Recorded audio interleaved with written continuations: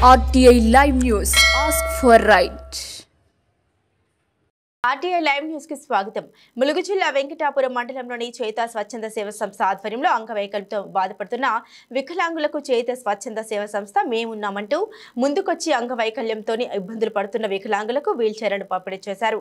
అంగవైకల్యంతోనే కావచ్చు లేక ఇతర ఇబ్బందులు పడుతున్న ప్రజలకు చేత స్వచ్ఛంద సేవ సంస్థ అధ్యక్షుడు సాయి ప్రకాష్ మాట్లాడారు. పేద ప్రజలు ఎటువంటి ఇబ్బందుల్లో ఉన్నా ఈ మా సేవ సంస్థ ఆదుకుంటున్నారు.